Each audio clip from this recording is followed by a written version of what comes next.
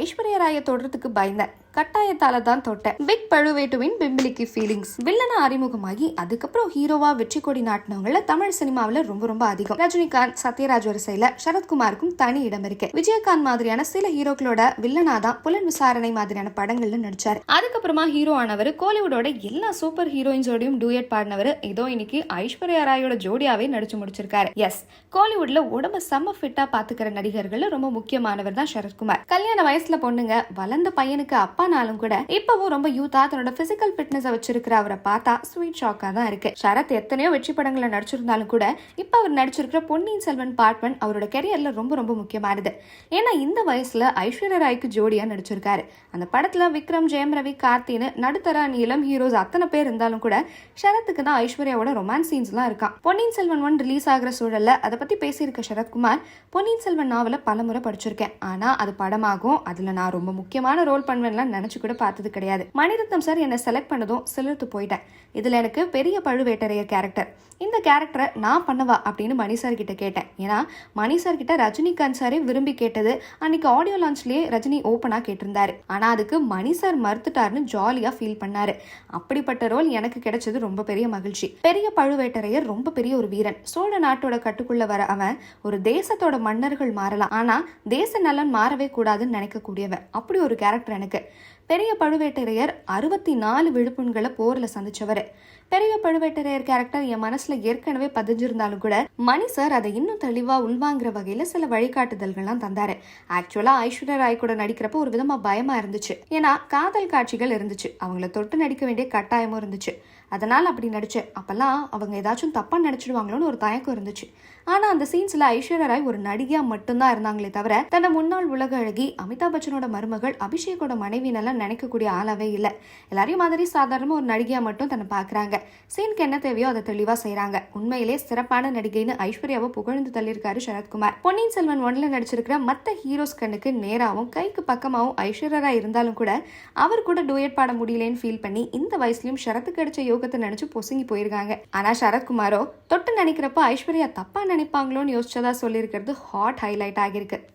எல்லாத்துக்கும் ஒரு மச்சம் வேணும் மக்களே. தமிழனை சாதாரணமா நினைச்சீங்களா? யானையை வச்சு கோயில கட்டின பரம்பரடா நாங்க. சியான் விக்ரமின் ஆக்ரோஷத்தால் மிரண்டு பம்மிய மும்பை மீடியா. தமிழ் சினிமாவோட ரொம்ப பெரிய ஆளுமைகளான எம்ஜிஆர், கமலஹாசன்லாம் கண்ட பொன்னியின் செல்வன் சினிமா கனவு இன்னும் 3 நாள்ல தியேட்டர்ஸ்ல நிஜமா இருக்கு. எழுத்தாளர் ஜெயமோகனோட மணிரத்னமும் இணைஞ்சு கதை திரைக்கதையை உருவாக்கி டைரக்ட் பண்ணிருக்கிற இந்த படத்தை மணிரத்னமோட மெட்ராஸ் டாக்கீஸோட கை கோர்த்து லைக்காவும் ப்ரொடியூஸ் பண்ணியிருக்காங்க. இந்தியாவோட பல மொழிகளில் டப் செய்யப்பட்டு வெளியாக இருக்கிற இந்த படத்தை கேரளா, கர்நாடகா, ஆந்திரா, மகாராஷ்டிரான்னு நேரடியாக விசிட் பண்ணி ப்ரொமோட் பண்ணிட்டு இருக்காங்க அந்த படத்தோட க்ரூ. மற்ற மாநிலங்களுக்கு போக அதிக ஆர்வம் காட்டாத சியான் விக்ரம் கிட்ட மும்பை பிரஸ் மீட்க்கு கண்டிப்பாக வர சொல்லியிருக்காரு மணிரத்னம். அதுக்கான காரணம் ராவணன் படம் தான். ஏன்னா ராவணன் படம் மூலமா பாலிவுட்ல ஏற்கனவே அறிமுகமாயிருக்காரு விக்ரம். அதனால படத்துக்கு ரீச் ஈஸியா இருக்கணும்னால மணி ஒரு கால்குலேஷன் போட்டிருக்காரு. ஸோ மணிரத்னத்தோட கால்குலேஷன் எப்படி இருக்க, அங்கே நிகழ்ந்தது வேற லெவல் அதிர்ச்சி தான். அதாவது பாலிவுட் ஆக்டர்ஸ், ப்ரொடியூசர்ஸ், டைரக்டர்ஸ்க்கு தென்னிந்திய சினிமா மேலே எப்பவுமே ஒரு வித ஏளன பார்வை இருக்கும். அது மீடியா மத்தியிலும் இருக்கிறது ஆச்சரியம் கிடையாது. அந்த வகையில எதிர்காலம் அதோட தொழில்நுட்ப வளர்ச்சி பத்தி தற்காலிக சினிமாக்கள் பேசிக்கிட்டு இருக்கப்போ வரலாற்று கதையை படமாக்க வேண்டிய அவசியம் என்னன்னு வட இந்திய மீடியா புள்ளிகள் சிலர் கேட்டாங்க. இதுக்கு மத்த நடிகர்கள்லாம் பதில் சொல்லலாமா வேணாமான்னு ஒரு மாதிரி யோசிச்சு மைக்க தயார் பண்ணிட்டு இருக்கப்போ தட்டுன்னு பேச்ச ஸ்டார்ட் பண்ணாரு சியான் விக்ரம். பல பிரமிட்ஸை இப்பவும் பாக்குறோம், இதை எப்படி கட்டியிருப்பாங்கன்னு ஆச்சரியப்படுறோம். ஆனா உலகத்திலே உயரமான கோவில் தஞ்சாவூர் கோயில், அது தமிழ்நாட்டில தான் இருக்கு. நாமெல்லாம் எகிப்தோட பிரமிடை பத்தி பேசுறோம், அது எப்படி கட்டியிருப்பாங்கன்னு வியப்போட யோசிக்கிறோம். ஆனா அதெல்லாம் விட ஆச்சரியப்பட வைக்க வேண்டிய கோபுரம் தான் தஞ்சை பெரிய கோயில் கோபுரம். இதை கட்டினவர் ராஜராஜ சோழன். உலகத்திலே உயரமான இந்த கோவிலோட கோபுர உச்சியில 80 டன் எடையுள்ள ஒரு கல் இருக்கு. மெஷின்ஸே இல்லாத காலத்துல மனுஷங்க, காளைகள் அண்ட் யானைகள் மூலமா 6 கிலோமீட்டருக்கு அதை மேல தூக்கி நிறுத்தி கட்டியிருக்காங்க. 6 பூகம்பங்களை தாங்கியிருக்கு அந்த கோவில். உலக அதிசயம் ஒண்ணு நம்ம இந்தியாவில், அதுலயும் தமிழ்நாட்டில் இருக்கிறப்போ நம்ம வெளிநாட்டில் இருக்க பிரமிட், சுவரை பத்தியும் சாயும் பைசா கோபுரம் பத்தியும் பேசிட்டு இருக்கோம். அதுக்கு முன்னாடி நின்று செல்ஃபி எடுக்கிறோம். இந்தியனோட பெருமையை, தமிழனோட பெருமையை இந்தியனுக்கே தெரியாம இருக்கு. அதை தான் இந்த படம் சொல்ல போகுது. அதோட ராஜராஜ சோழன் அந்த காலத்திலேயே ஆயிரக்கணக்கில் அணைகளை கட்டி நீர் மேலாண்மை செஞ்சிருக்காரு. இப்படியே சொல்லிக்கிட்டே போகலாம் ராஜராஜ சோழனோட பெருமைகளை.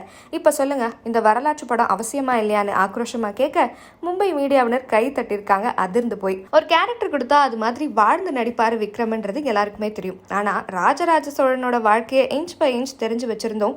இவ்வளவு நாளா அமைதியா இருந்து அந்த மன்னனோட புகழுக்கு ஒரு பிரச்சனைனதும் பொங்கி எழுந்து பேசின சியானை பார்த்து பிரமிச்சு நிக்குது PS1 படகுழு. அதான்டா சியா. Do we know that? We all go to the pyramids, we go see the Leaning Tower of Pisa. Someone said something very nicely. He said, we are actually appreciating a building that doesn't stand. It's falling over and wow, let's take a picture, let's take a selfie, and we're getting excited. But we have temples today that stand and they didn't use plaster. Do you know that for this particular stone, they had to use a ramp, which was 6 kilometers long, which was pulled by bulls, elephants and people. 6 kilometers long to get it up there, without any machinery, without any cranes, without anything. And they didn't have plaster. It's withstood 6 earthquakes.